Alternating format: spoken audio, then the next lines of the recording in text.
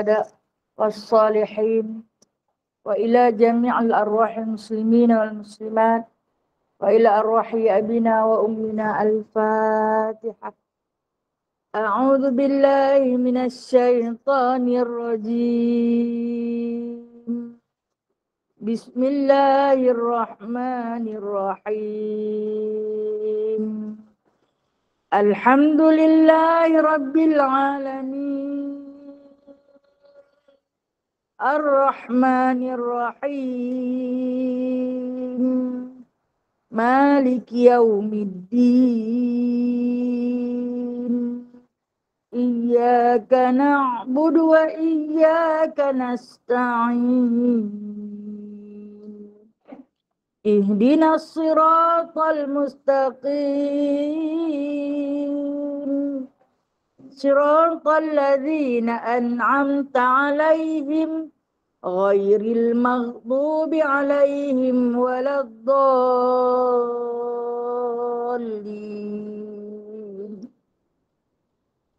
Amin. Baca surah Al-Kahf ayat 1 hingga 10. A'udzu billahi minasyaitonir rajim. Bismillahirrahmanirrahim. Alhamdulillahilladzi anzala ala 'abdihil kitaba wa lam yaj'al lahu 'iwaja qayyiman liyunzira ba'san shadidan min ladunhu wa yubashshiral mu'minina alladhina ya'maluna as-salihati anna lahum ajran hasana makithina fihi abada wa yunzira alladhina qalu ittakhadallahu walada ma lahum bihi min ilmin wala li abaihim kaburat kalimatan takhruju min afwahihim in yaquluna illa kadhiba fala'allaka bakhi'un nafsaka ala atharihim illam yu'minu bihadzal hadithi asafa. Inna ja'alna ma 'alal ardi zinatan linabluwahum ayyuhum ahsanu 'amala wa inna laja'iluna ma 'alayha sa'idan juruza. Am hasibta anna ashabal kahfi warraqimi kanu min ayatina ajaba idh awal fityatu ilal kahfi faqalu rabbana atina min ladunka rahmah fahayyi lana min amrina rasada. Sadaqallahul azim. Allahumma salli salatan kamilatan wa salim salaman tamman ala sayyidina Muhammadin alladhi tanhallu bihil uqadu wa tanfariju bil kurabu wa tuqda bil hawaiju wa tunalu bir raibu wa husnul khawatimi wa yustasqal qamamu biwajil karim wa ala alihi wa sahbihi fi kulli lamhatin wa nafasin ونفس بعدد كل معلوم لك برحمتك يا أرحم الراحمين. اللهم صل وسلم على نور الأنوار وسر الأسرار وترياق الأغيار ومفتاح باب اليسار سيدنا ومولانا محمد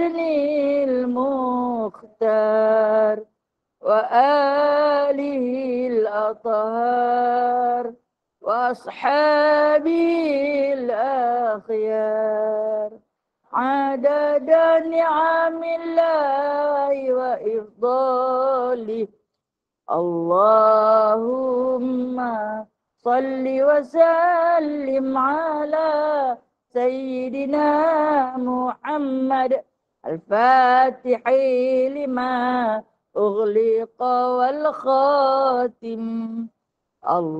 اللهم صل وسلم على سيدنا محمد الفاتح لما أغلق والخاتم لما سبق ناصر الحق بالحق والهادي لما سبق ناصر الحق بالحق والهادي إلى صراطك المستقيم إلى صراطك المستقيم وعلى آله وصحبه حق قدره ومقداره العظيم ومقداره العظيم. اللهم صل على سيدنا محمد. Bismillahirrahmanirrahim. Rabbi shrah li sadri wa yassir li amri wahlul 'uqdatam min lisani yafqahu qawli. Allahumma shalli ala sayyidina Muhammad wa ala ali sayyidina Muhammad. Rabbi yassir wa la tu'assir. Rabbi tammim bi khair ya karim. Subhanaka la ilma lana illa ma 'allamtana. Innaka antal alimul hakim. Innaka antas sami'ul alim. Innaka antat tawwabur rahim. Amma ba'du faya ibadallah. Adapun selepas segala puji bagi Allah, selawat dan salam kepada junjungan besar kekasih hati Nabi Muhammad sallallahu alaihi wasallam, maka kami kembali kepada rafaq syukur yang tak terhingga ke hadrat Allah Azza wa Jalla atas kurniaan Allah kepada kami. Ya Allah, terima kasih ya Allah.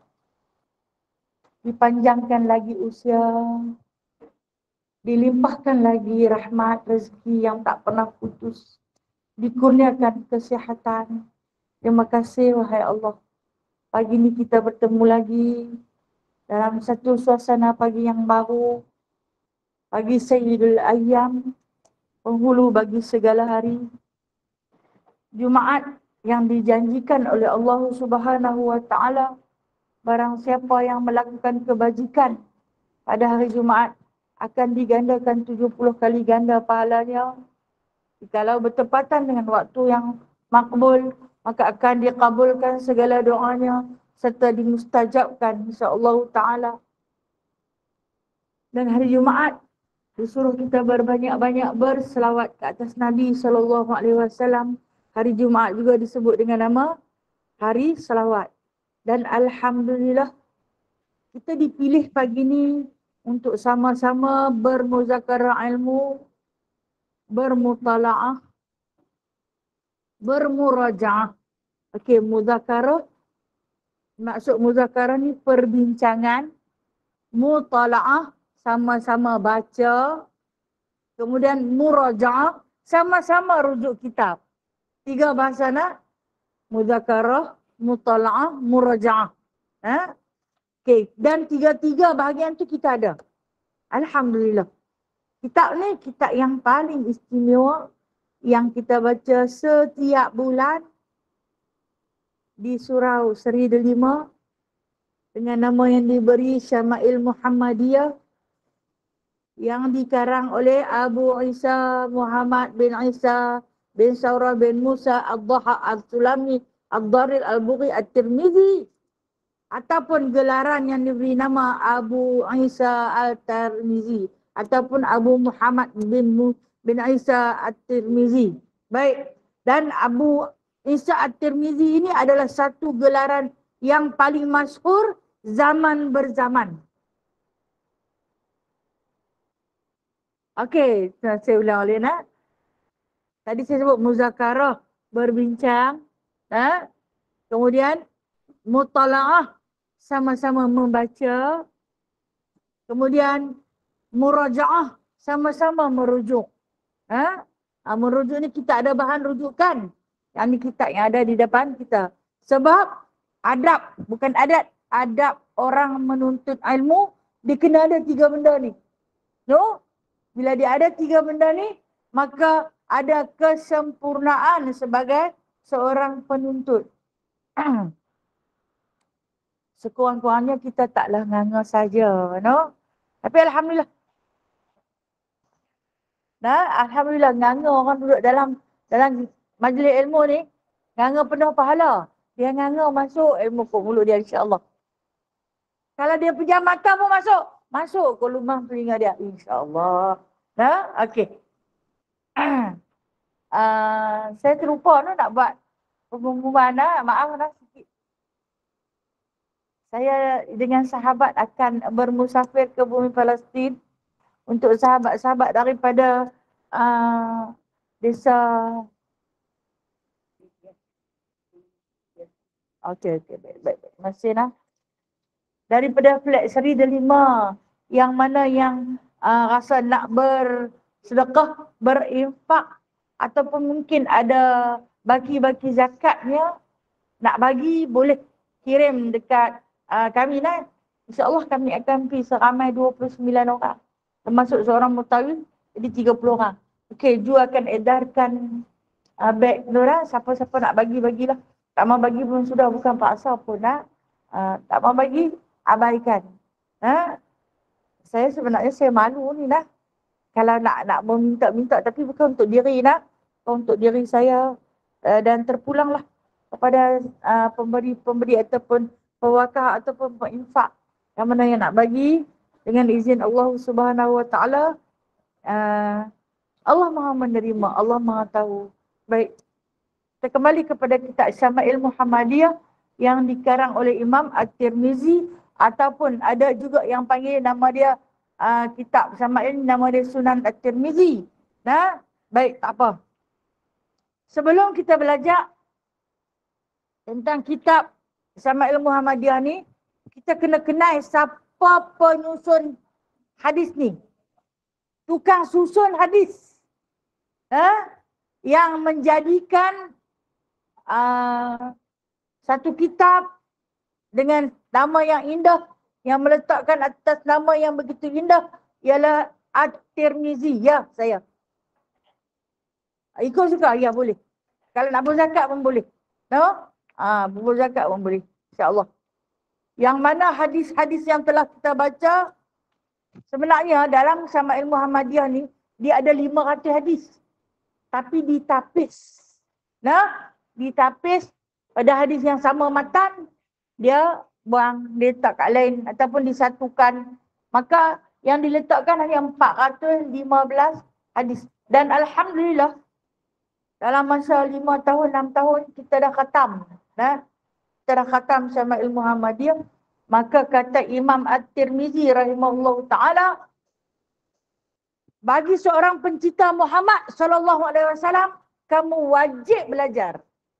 Wajib belajar ilmu Syama'il Muhammadiyah. Kalau kamu kata kamu cinta kepada Muhammad sallallahu alaihi wasallam, kamu wajib belajar ilmu Syama'il Muhammadiyah. Sebab kalau tidak kamu tak kenal dia. Kamu takkan kenal dia. Barang siapa yang ada kitab Syama'il Muhammadiyah di dalam rumah dia, bermakna dia kenal satu batang tubuh Nabi sallallahu alaihi wasallam. Tapi kalau ada kitab saja dalam rumah tak baca, tu tak kenal situlah. Almari pun tak kenal. Baik, kita berkenalan dulu dengan Imam Tirmizi. Kalau nak sebut Turmizi pun boleh. Tapi yang salahnya Tarmizi. Bukan Tarmizi. Dia Turmizi ataupun Tirmizi. Kalau Tarmizi, orang Melayu. Orang Melayu. Dia Tir, T-I-R. Dia Tir. Baik.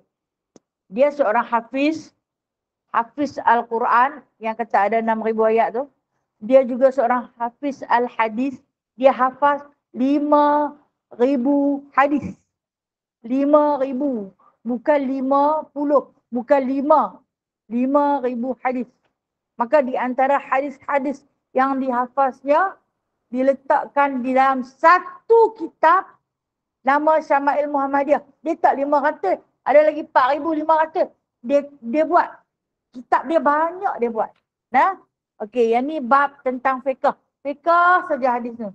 Ini bab tentang usuluddin. Usuluddin saja. Ini hadis bab pasal faraid. Serta pasal faraid saja. Hebat Imam At-Tirmizi ni. Nama dia yang sebenarnya ialah Isa. Isa bin Muhammad.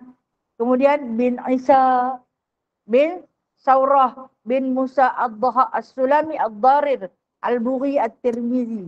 Baik, Tirmizi itu mai ikut mana? Tirmizi itu adalah nama tempat kelahiran dia. Dia dilahirkan di satu tempat di wilayah Iraq. Berhampiran dengan Sungai Jaihun. Tempat tumpah darah dia. Dan kemudian dia mengembara ke beberapa buah negara. Cuma satu saja dia tak sempat masuk. Sebab dia wafat. Dia tak dan masuk negara Mesir. Negara lain semua dia pergi. Termasuk Mekah dan Madinah. Maka ulama-ulama mengkaji sirah perjalanan pengembara ilmu yang bernama Abu Isa At-Tirmizi ini ialah sejauh 5,000 kilometer. Jauh. Jadi bermakna macam inilah. Kita bagi kiasan kepada peta Malaysia. Dia duduk, contohnya dia duduk di Perlis. Dia pergi belajar di Kedah. Lepas Kedah dia masuk Perak. Lepas Perak dia pergi ke Kuala Lumpur. Lepas tu dia keluar. Dia pergi petani. Lepas dia pergi petani, dia kena pergi ke Singapura. Kemudian, last sekali dia pergi Mekah, Madinah. Dia bila dia dah tua uzak dah, dia balik mai ke Perlis. Dan dia wafat di Perlis. Contoh. Jadi perkiraan itu, dia perkira jarak-jarak di antara tempat-tempat yang dia pergi tu 5,000 kilometer. Bila dia balik mai ke tempat dia, Khurasan lah tempat dia. Khurasan. Dia balik mai ke Khurasan. Kota ataupun bandar Khurasan bernama Tirmiz. Dan dalam perjalanan dia tu, dia kata dia bertemu dengan macam-macam ulama muhaddisin. Yang mana bila dia berjumpa dia bertanya, naik apa? Jalan kaki. Yang negara jiran nak dekat tu dia berjalan kaki. Mungkin daripada Perlis pergi Kedah, dia berjalan kaki. Kalau hak jauh sikit ke Kuala Lumpur, tok guru dia akan tanya, mai naik apa? Dia akan kata dia naik kuda. Dan kenderaan yang paling laju dia pernah naik adalah kuda lah. Bukan kapal terbang lah. Tetapi dia kata, barang siapa yang tak berpenat lelah dalam menuntut ilmu, maka tanggunglah dia kebodohan. Kok mana pun kita ni kena susah payah juga. Antara susah payah yang kita. Bukan dia, kita. Hadapi hari ini penyegan.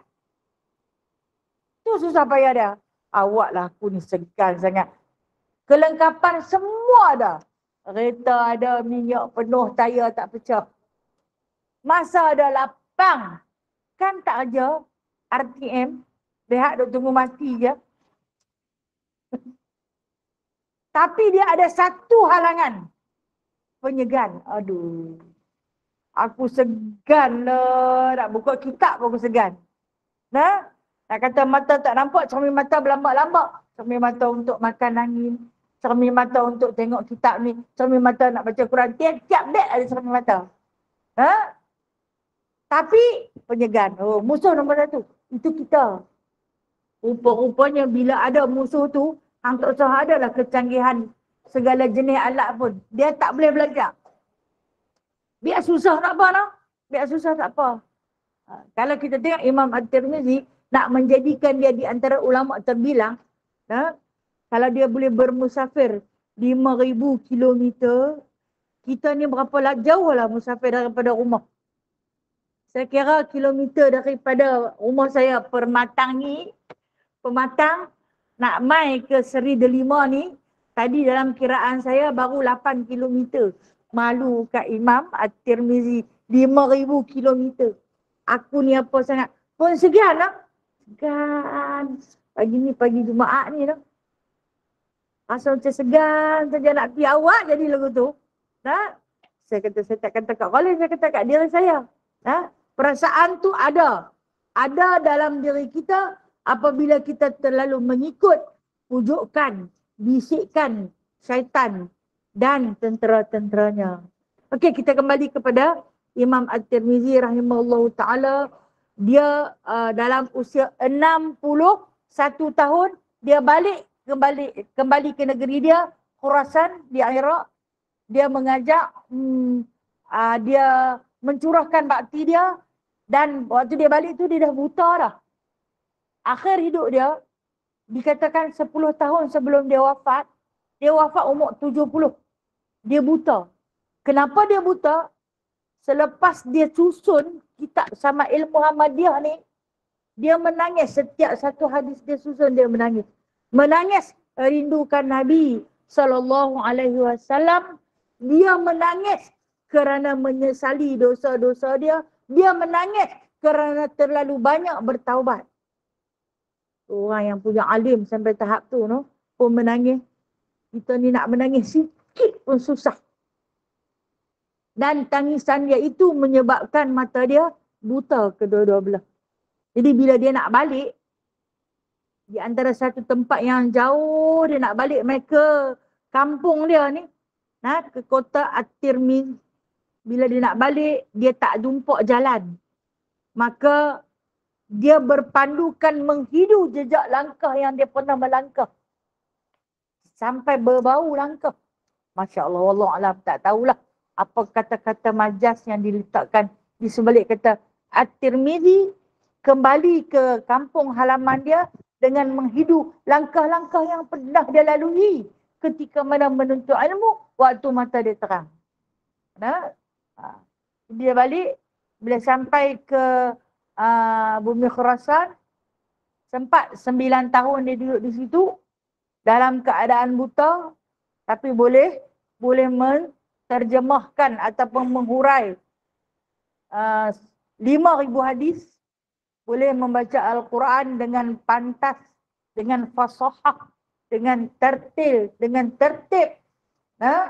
tanpa salah satu huruf atau satu baris pun. Buta tu lah. Kita yang tak buta ni baca Quran pun salah. Betul tak? Ya. Kadang-kadang baris atas, buh bawah. Bawah buh di depan. Huruf ta nampak macam nun. Nun pergi jadi ba. Kadang jadi ya. Kafirin jadi kafirun. Kan? Betul kan? Tak tahu betul ke tak betul, kita bertadarus dengan kawan-kawan. Sekali orang tegur. Baris atas tu, ya ke atas? Mata tak nampak. Tak nampak juga. Kami mata ada, kanta pun ada. Pun tak nampak juga. Tu kita yang celik ni, nah. Yang ada kita rujukan. Kita rujukan sekarang ni, kita Al-Quran kan, kalau kata hang tak pergi belajar, tajuklah, dia nanti letak simbol. Warna hijau ni dengung. Warna biru tu qalqala. Kan? Warna nak kuning-kuning tu ikhfa. Kira dia ada simbol. Pun tak mau belajar juga, tak mau baca juga. Ada tak begitu? Ada. Awak tak ada berlambat-lambat. No? Keluar pula lagi satu teknologi. Ni cerita pasal menuntut ilmu lah. Kita lah cerita pasal kita. Al-Quran yang ada pen, baca kan? Hang baca lah pen tu, aku tengok sudah. Pen tu tak tegak dia, dia pun tak tegak pen.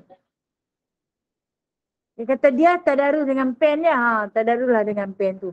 Bukan salah, tak salah. Tapi itu dia lah. Hak kita baca, aku ikut pen tu baca. Okey. Bila hang salah, pen tu takkan tegak. Ya? Sebab dia ghairil aqil. Dia tak ada akal. Tu kata Imam Tirmizi, hampa kena susah. Susah payah cari ilmu ni. Nah, kalau hampa susah, barulah hampa jumpa kemanisan dalam intipati ilmu tersebut. Okay. Apa yang ada di dalam kitab Syama'il Muhammadiyah ni? Kitab Syama'il Muhammadiyah ini adalah kitab dia yang ke-7. Karangan dia yang ke-7. Patut buta pun, no? Karangan Imam At-Tirmizi yang ke-7, yang mana dia letakkan atas nama Syama'il. Apa maksud Syama'il? Syama'il ini dimaksudkan dengan keunggulan. Keunggulan peribadi. Maknanya tidak ada 2, 3 yang macam Rasulullah dah. Dia saja. Kerana baginda dididik oleh Allah terus. Baginda berguru dengan malaikat Jibril terus. Jadi dengan sebab itu dia memiliki keunggulan peribadi yang tersendiri dan adab kesopanan dia. Maka apabila dirakamkan oleh para sahabat yang duduk dekat, yang tidak bangkit dengan dia, yang berkawan rapat dengan dia, dikutiplah oleh ulama-ulama muhadisin. Lalu dibukukan. Dan Imam At-Tirmizi meletakkan di atas nama Syama'il sebab tak ada orang yang macam tu.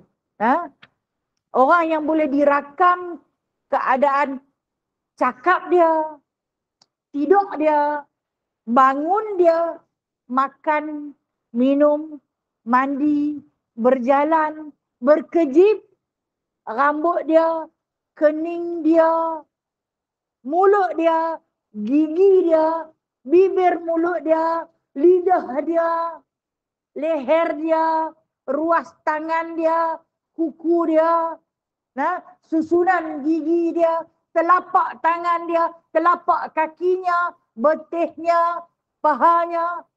Mana ada orang rakam sampai tahap tu? Walaupun lah ni orang ada video, boleh rakam. Mana ada orang rakam manusia sampai ke tahap tu? Tapi satu-satunya jasad yang dirakam melalui tulisan para sahabat, seterusnya ditashihkan oleh ulama-ulama adalah jasad Muhammad sallallahu alaihi wasallam.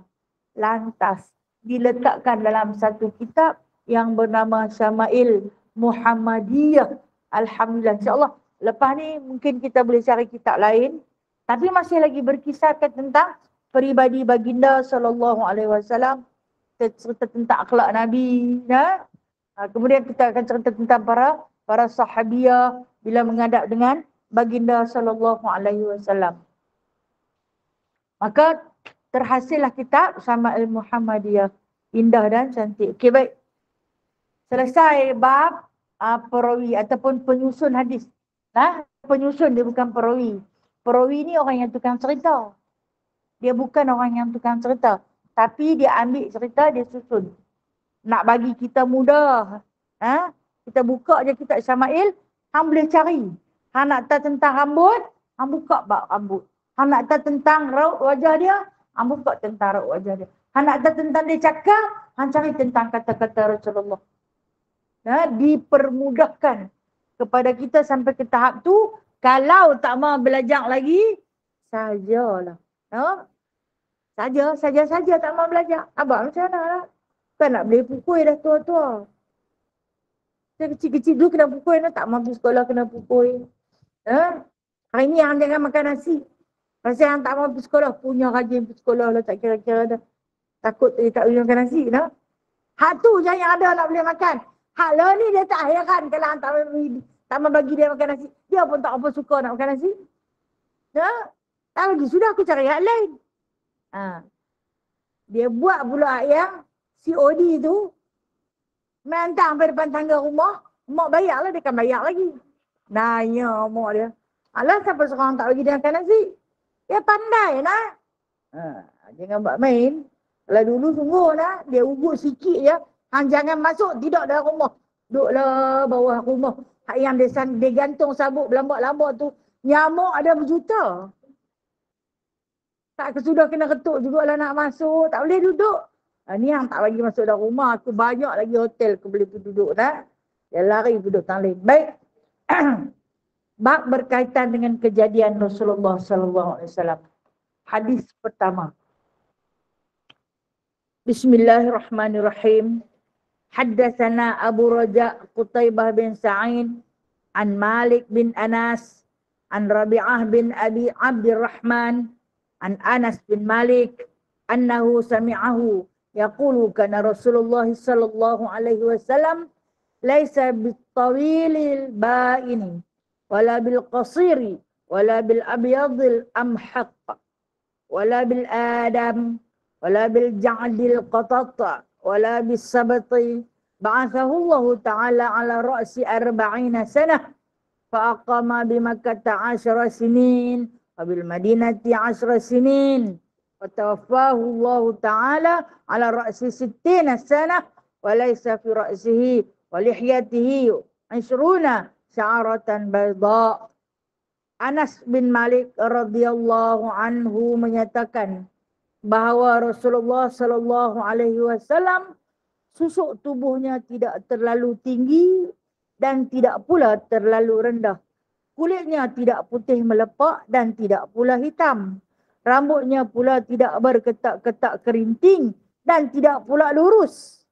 Allah Subhanahu wa taala mengutuskan baginda menjadi rasul ketika umurnya 40 tahun. Baginda tinggal di Mekah selama 10 tahun dan di Madinah selama 10 tahun.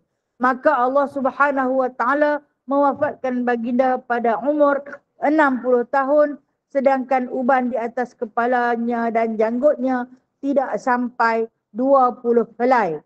Ini ringkasan hadis daripada Anas bin Malik radhiyallahu an. Baik, biasanya bila kita cerita tentang perawi ataupun tukang cerita tentang hadis ni, kita akan sentuh sikit tentang dia. Saya ulang balik cerita Anas bin Malik adalah seorang anak yatim yang dihadiahkan oleh ibunya kepada Nabi SAW pada hari pertama Rasulullah SAW berhijrah ke bumi Madinah dengan ditemani oleh Abu Bakar As-Siddiq dan Abdullah bin Uraiqid. Jadi masuknya Nabi SAW, sahabat yang berada, sahabat Ansar, berebut-rebut. Pakat nak tanyalah, ni dia main ni kita nak bagi dia rumah siapa?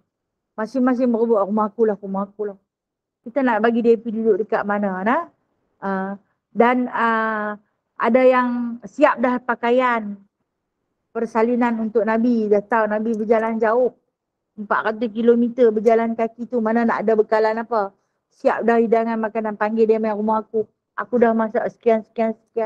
Nah, orang ni kata, kami dah ada pasangan persalinan. Bahkan kalau Nabi nak ada isteri pun kami nak bagi. Ketika ni Nabi tak berkahwin dengan siapa. Dia tengah single masa ni. Kan wafatnya Sayyidatina Khadijah. Keadaan baginda SAW bila sampai memanggil hati seorang balu yang bernama, nama dia Ummu Khadijah, tapi diberi gelaran ataupun kunyah dia Ummu Sulaim. Ummu Sulaim sebab suami dia nama Sulaim. Dan itu gelaran untuk suami dia. Suami dia yang sebenarnya nama Malik As-Sulaim. terpanggil seorang balu tua ni, bukan dia tak tua sangat. Cantik orang dia. Tapi miskin, tak ada apa. Untuk berinfak juga kepada Rasulullah. Perhati tengok, apa harta pun tak ada untuk dia bagi kepada Rasulullah. Apa makanan pun tak ada. Apa persalinan pun tak ada nak bagi kepada Rasulullah.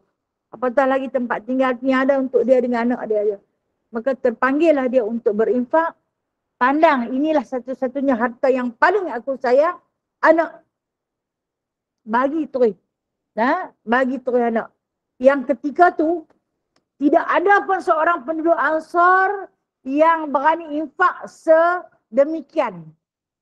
Nak bagi apa yang ada, kata pun boleh bagi. Kalau isteri ada 2 boleh sanggup cerai nak bagi. Tapi tak ada yang nak bagi anak, bagi terus. Dia satu-satunya Ummu Sulaim ini memilih untuk memberi atau menginfakkan anak dia kepada Nabi SAW. Nabi bila masuk wanita-wanita Ansar ni semua nak tengok macam mana rupa Muhammad. Orang duk cerita dah. Pergi satu kumpulan balik dia nak dah. Kami dah panggil dah dia. Dia memang nak pindah masa ni tapi bukan masa dia lagi. Cerita fizikal dia macam mana. Semua duk tunggu nak tengok. Bila sampainya Rasulullah ni, mengintai-ngintailah wanita Ansar ni. Pada raut wajah Nabi, susuk tubuh Nabi. Termasuklah Ummu Sulaim ni. Dia keluar terus pergi kepada Nabi secara menghadap. Dia tanya, wahai Rasulullah, aku tak ada apa-apa harta dalam dunia ni. Tapi inilah harta yang paling aku sayang. Apa dia? Anak. Anak dia. Di dalam sirah meriwayatkan ketika ini Anas bin Malik umur 6 tahun. 6 tahun. Kecil lagi. Nak boleh buat apa? Tapi dia kata kat Rasulullah sambil dia angkat tangan anak tu. Anak aku ni kuat. Boleh angkut ayak, dia kata. Untuk kamu mandi. Boleh hidangkan makanan. Jikalau kamu berhajat. Suruhlah dia buat apa jenis pekerjaan. Sebab aku kematian suami ketika dia berusia 4 tahun. Jadi segala pekerjaan apa yang aku buat, dia buat. Suruhlah dia buat apa jenis kerja. Semua dia boleh buat. Bagi. Ada riwayat kata umur dia 9 tahun. Umur Anas bin Malik 9 tahun. Pun boleh diterima akal. Umur dia 9 tahun dia bagi kepada Rasulullah. Kalau kecil sangat, nak buat apa? Kalau kita 6 tahun ni baru tadika. Nak suruh buat kerja apa? Kalau kata nak suruh dia angkut ayak, pakai tumpah kot jalan. Main tinggal banyak ni. Alih semua melocok keluar. Jadi, kalau kata 9 tahun boleh terima. Boleh kita terima sebab di antara khidmat pertama yang dilakukan oleh Anas bin Malik ialah menyediakan air mandian dan air wuduk kepada Nabi SAW. Jadi kalau kata 9 tahun pun betul ya.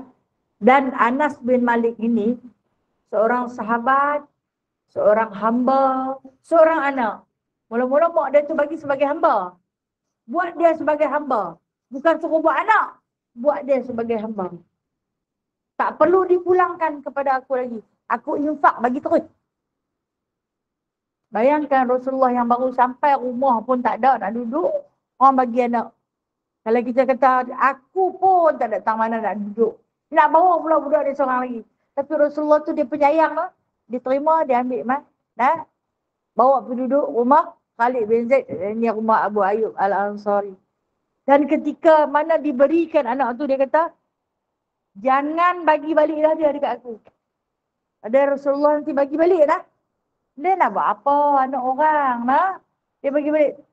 Tetapi dia didik dengan begitu hebat. Sebab Anas bin Malik ini bukan saja menjadi hamba, tapi jadi anak Rasulullah. Di antara yang meriwayatkan hadis 5,000 lebih. 5,000 lebih. Paling banyak. Hadis Syama'il ni paling banyak dia lah. Sebab dia duduk dengan Nabi. Itu dia boleh cerita. Dan Anas bin Malik ini, Rasulullah doa tahu untuk dia apa? Banyak anak. Banyak anak. Banyak pula isteri. Dan panjang umur. Kaya pula tu. Kaya.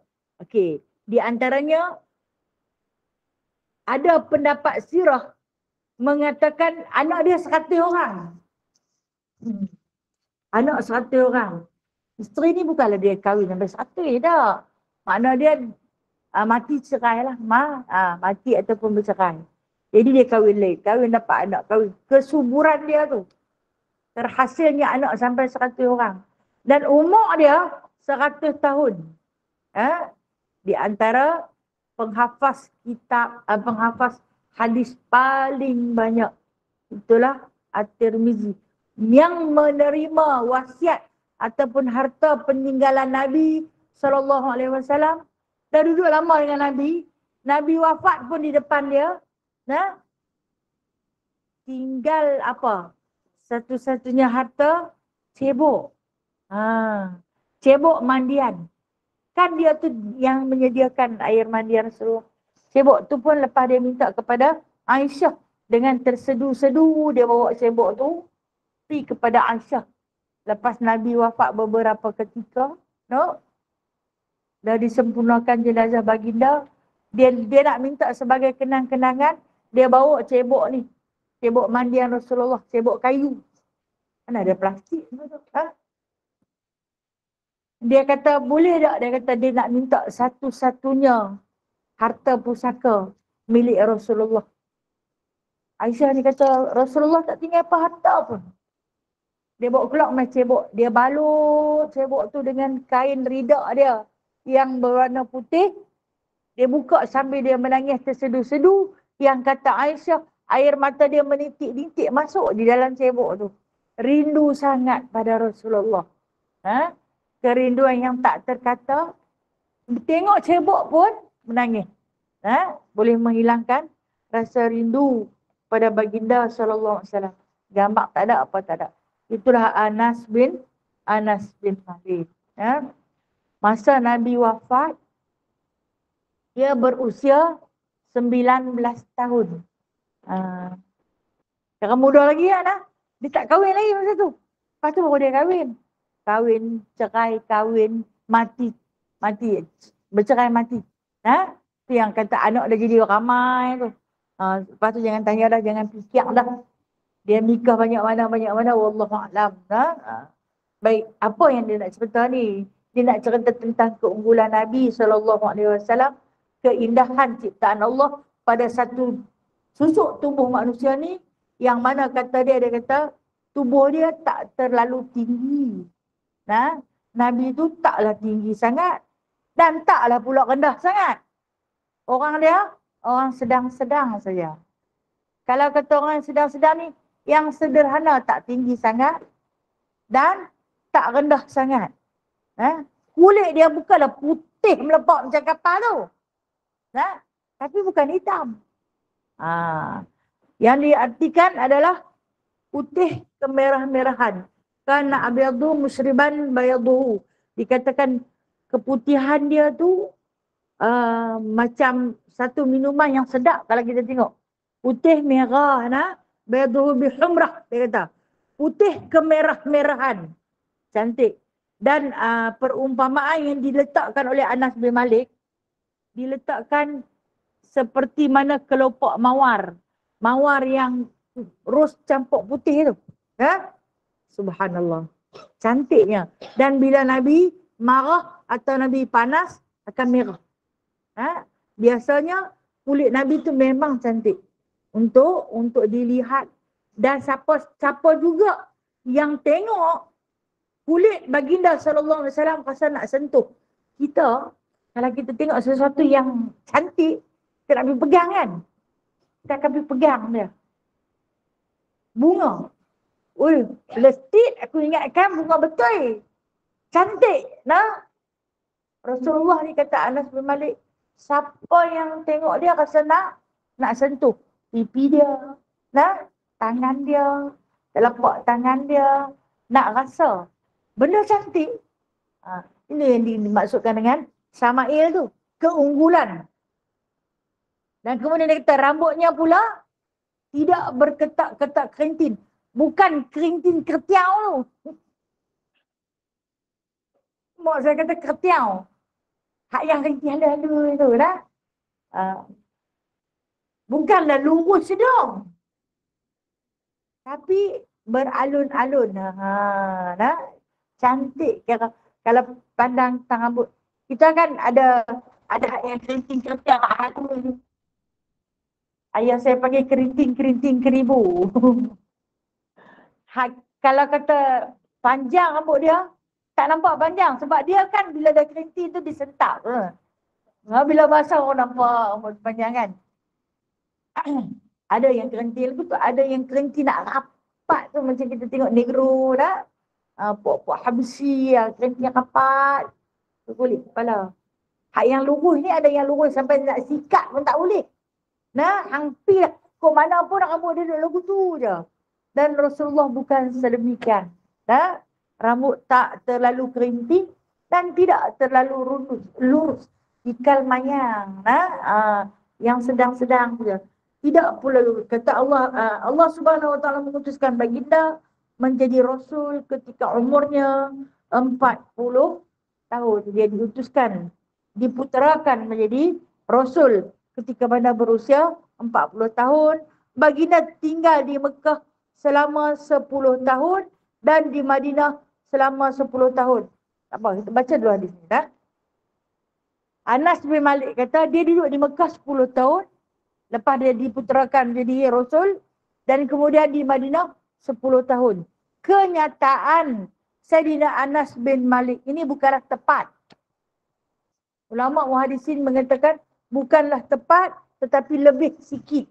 Maknanya di Mekah 10 tahun, di Madinah lebih sikit. Bila lebih sikit maka kajian dibuat. Mengatakan dia duduk di Madinah selama 13 tahun. Nah, dan dibuat semula kajian. Bukan 13 tahun. 10 tahun sahaja. Di Madinah, tapi di Mekah. Selepas dilantik ataupun ditabalkan menjadi Rasul, dia berdakwah selama 13 tahun di Mekah dan menyambung dakwah baginda 10 tahun di Madinah, menjadikan jumlah 23 tahun kerasulan baginda dan dakwah baginda mengislamkan seluruh umat manusia. Kesannya ada sampai hari ini. Siapa? Kita. Nah, kita. Hasil daripada dakwah Nabi SAW dalam jumlah 23 tahun, yakni 13 tahun di Mekah, 10 tahun di Madinah. Baik, sebelum tu Nabi kan wafat umur 63. Selama 40 tahun tu dia buat apa? Tentu kita tertanya-tanya. Nabi buat apa selama 40 tahun? Sebelum dia dilantik menjadi Rasul. Bukan kata dia tak buat apa-apa. Dia membawa satu akhlak. Budi pekerti dia. Adab dia. Yang siapa juga tengok, nak ikut. Siapa juga yang berkawan dengan dia, pasti tertarik. Sebab keindahan peribadi dia menyenangkan hati siapa-siapa yang duduk dekat dengan dia, yang kenal dia. Hak tak kenal pun akan sebar-sebar cerita pasal dia. Sebab itu, dianya mendapat gelaran Al-Amin semasa usia 35 tahun. Dan dia menjadi pekerja kepada Sayyidatina Khadijah dalam usia 20-an. Dia kerja dengan Sayyidah Khadijah. Sebelum dia kerja dengan Sayyidah Khadijah ni, dia berkawan dengan Maisarah dulu. Maisarah bukan perempuan. Maisarah ni lelaki. Dia kawan dengan Maisarah dulu. Bila dia kawan dengan Maisarah, dia tanya Maisarah selalu menghilang ke mana? Maisarah kata, aku ni meniaga, berdagang. Tapi bukan barang aku. Ada seorang tuan. Boleh tak aku nak kerja dengan? Boleh sangat. Engkau terkenal dengan kejujuran. Tentu tuan aku mau. Bawa pergi jumpa Khadijah. Jumpa Khadijah. Khadijah pandang pertama kali. Cinta pandang pertama. Tertarik hati. Hebat orang ni. Sebab apa? Dia mengadap dengan Khadijah. Kan Khadijah janda. Dia tak pandang muka Khadijah. Dia pandang ke bawah. Tawabuknya baginda. Kita kalau tengok orang serak tak kira lah. Terpoca gelap di mata ni. Dia tak pandang memuka Khadijah.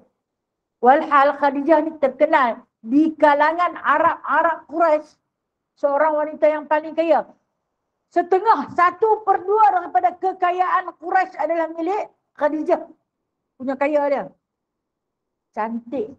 Nah, cantik sungguh. Punya pakat main meminang lah, kata gubernur main minang dia. Dia tak terima. Terkenal. Cakap-cakap tentang kecantikan Khadijah ni terkenal. Sampai ke telinga Rasulullah. Tapi Rasulullah tak pandang muka dia. Kenapa? Tawaduk. Macam ni lah yang Khadijah cari. No? Bawa pula barang dagangan pergi berniaga. Ulang alik mai. Semakin banyak keuntungan. Tak tahan memendam perasaan. Meminang. Nah, meminanglah Khadijah pada baginda. Itulah peristiwa yang berlaku selama 40 tahun. Rentetan peristiwa baginda. Nah? Apa yang berlaku kepada diri baginda. Dan dia tak berdakwah secara mulut. Tetapi dia berdakwah dengan secara akhlak. Tingkah laku baginda sallallahu alaihi wasallam. Jadi kalau hadis ni kita percayalah. Menjelaskan hadis ni oleh ulama-ulama sirah mengatakan Rasulullah duduk di Mekah, berdakwah di Mekah selama 13 tahun dan kemudian menyambung dakwah di Madinah 10 tahun menjadikan jumlah 23 tahun dan wafat ketika mana berusia 63. Okey, kalau baca hadis yang kita baca tadi ni, adakah hadis ni salah? Kita tak boleh kata salah. Siapa kita? Kita tak tahu pun, kan? Hadis ni dikatakan tidak tepat pada perkiraan Anas bin Malik. Tak tepat. Kira dia. Macam lagu ni lah kita sembang. Lebih kurang 10 tahun lah juga. Dia kata macam tu. Lebih kurang lah. Anggaran dalam 10 tahun lebih. Macam tu lah cakap Anas bin Malik. Dan begitu juga Anas bin Malik boleh kira jumlah uban yang terdapat pada janggut Nabi dan juga rambut Nabi. Siapa pun tak boleh kira uban tu. Sebab yang selalu meminyakkan janggut dan rambut Nabi adalah Anas. Kan kita dah baca dah itu, tak apa kita akan ulang baca nanti. Nabi ni suka bubuh minyak zaitun di kepala dia. Dan di janggut dia. Pernah satu hari Nabi mewarnakan rambut dia. Dan ketika Nabi mewarnakan rambut dia, kata Anas bin Malik, Nabi nampak lebih muda 20 tahun. Hilang dia punya uban yang tak berapa banyak tu. Kalau janggut dengan kepala ada 20 helai, kita kira hak yang atas kepala je. Kita perempuan tak ada janggut. Kira hak atas kepala tu. Berapa puluh helai? Ratus ke ribu dah. Kita kira hak yang gugur.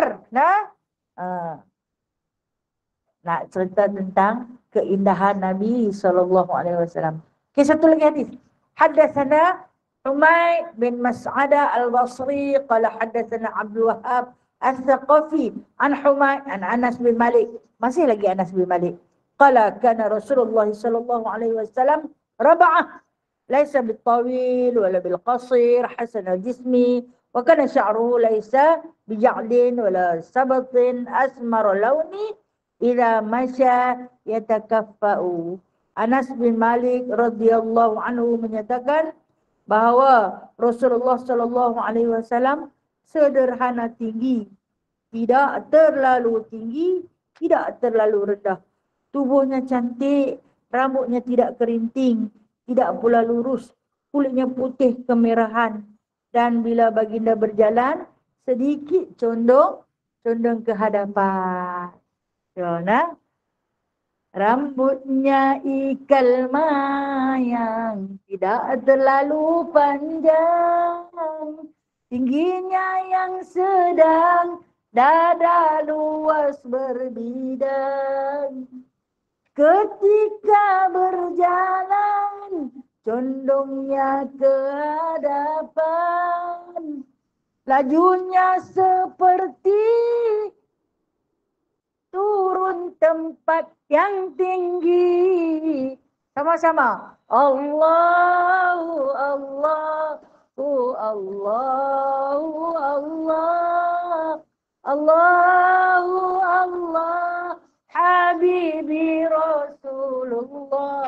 disyama'ilkan, diqasidahkan dengan keindahan jasad baginda sallallahu alaihi wasallam.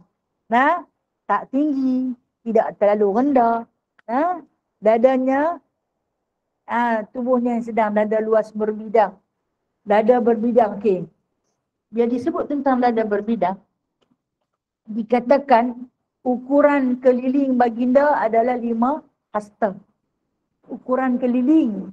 Jadi di depan 2,5 hasta. 1 hasta daripada sini sampai ke siku. 1 hasta. Okey.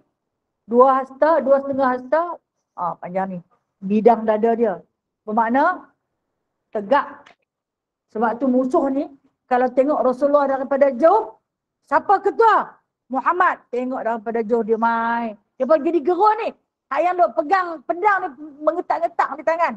Punya hebatnya baginda apabila menjadi ketua panglima perang. Nah, tawaduknya baginda apabila menjadi seorang imam yang berdiri di hadapan. Dan bersopan santunnya baginda apabila berhadap dengan para sahabat. Pandai bawa karakter diri dia, no? Itu yang dikatakan baginda sallallahu alaihi wasallam. Ni Anas yang banyak cerita pasal dia. Sebab apa?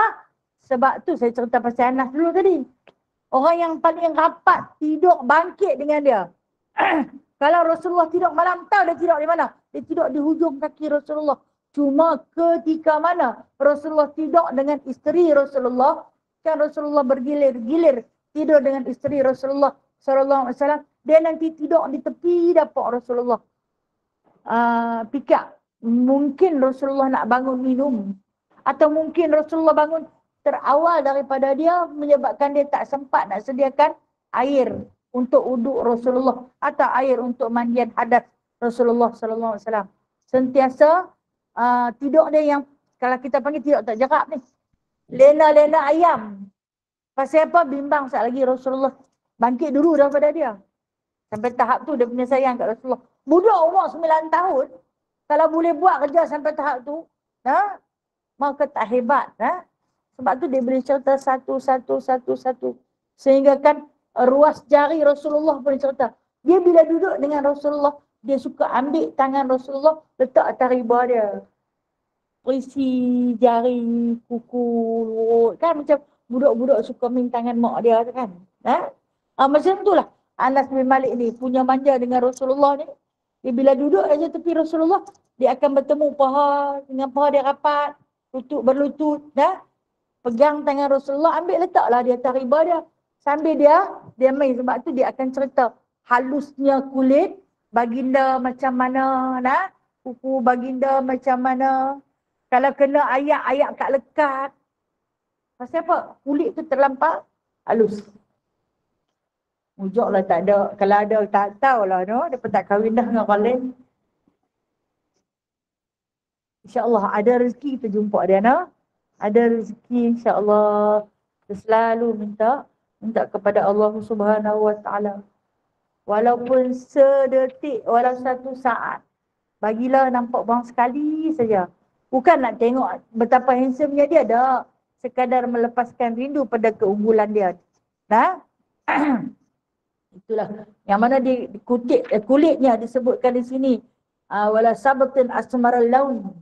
Asmaral laun ni warna putih kemerah-merahan, asmar. Cantik dia, dan bila berjalan sedikit condong ke depan. Pasal apa sedikit condong ke depan? Orang jalan tunduk. Tunduk. Kemudian laju. Laju macam kalau kata bahasa kita macam orang jalan turun gon tu. Sebab tu bila sahabat berjalan dengan dia, kena berlari. Saidina Ali di antara sahabat kecil dia juga. Taklah besar sangat. Ya, Saidina Ali kata, aku kalau berjalan dengan Rasulullah, aku nanti kena berlari-lari anak. Laju. Padahal baginda bukan lari. Cuma macam orang turun dari tempat yang tinggi. Macam turun bukit. Kita kata orang turun gon. Kan? Kita kalau turun gon, tunduk ke tak? Tak tunduk kan? Kita akan seimbangkan badan kita ke belakang. Tidak. Kalau hang turun gon, hang tunduk, tertomot. Faham maksud tertomot? Awak tak faham tu. Ya. Jadi Nabi ni dia tunduk. Nah, dia tunduk. Maksud dia bukan bongkok. Dia yang sentiasa menundukkan pandangan. Tak pandang merata kita ni punya canguk rata lah. Yang ada depan mata pun boleh tersepak. Orang hak besar pun kita langgar. Pasal apa nganggak kata. Kan? Itulah yang disebutkan oleh Anas bin Malik. Jadi insya-Allah kita baca setakat 2 hadis dulu. Ada rezeki bulan depan Bulan depan kita akan kembali lagi. Jumaat juga kita ambil sebenarnya bila di Seri Delima ni kita ambil Jumaat minggu kedua dan minggu keempat, tapi oleh kerana bulan ni saya nak musafir ke Palestin, jadi saya ambil minggu ni dan minggu depan tafsir balik wallahu a'lamu bishawab. Baik, masih. Okey, alhamdulillah, barakallah. Jazakumullah syukran katsir. Jazakumullah syukran jazak. Kutipan hari ini mendapat RM1,425. Terima kasih banyak-banyak untuk sahabat-sahabat ukhuwahku. InsyaAllah saya akan belanjakan setiap sen untuk diinfakkan ke sana. Mudah-mudahan sampailah tempias minyak zaitun kita agar bumi Palestin terus diimarahkan, agar Islam takkan luput di bumi Palestin, iaitu satu masjid yang paling suci yang terdapat di sana. Terima kasih banyak-banyak Terima kasih sangat-sangat. Alhamdulillah. Saya akan kumpul sampai hari nak pergi baru saya tukar. Kemudian saya akan umumkan berapa jumlah yang kita dapat pada setiap kuliah. Boleh ke kalau saya kutip setiap kuliah? Boleh tak? Bagilah banyak mana yang nak bagi Dan sampai pada waktu yang hampir, saya akan umumkan berapa jumlah semua kutipan dan selepas ditukar kepada dolar, berapa jumlah kita. Alhamdulillah. Wallahu a'lam. Ada soalan? Okey, ada baca Yasin. Lupa lah tu. Ada baca ayat Yasin. Pagi ni atas permintaan Kak Jamilah. Okey, saya bagi kelepasan siapa-siapa yang nak balik. Mungkin nak pergi market ke. Ataupun rendam ikan dah cayang tadi. Nak balik ke. Sekejap lagi kan. Abang-abang Haji nak pergi sembahyang Jumaat. Jadi. Untuk Pak Adil dia pada siapa dia pernah. Okey. Jangan sakit itu. Ya. Okey, baik. Kita baca Yasin. Siapa yang ada ke lapangan boleh tunggu Siapa yang ada hajat ataupun ada urusan, saya bagi kelepasan. Terima kasih. Baik, dengan berkat membaca surah Yasin pada pagi ini, mohon doa kepada Allah Subhanahu Wa Taala. Minggu lepas, bulan sudah kita ada baca untuk Jamaluddin bin Muhammad Noor. Dalam keadaan kritikal tapi alhamdulillah dapat khabar, dapat berita dia balik.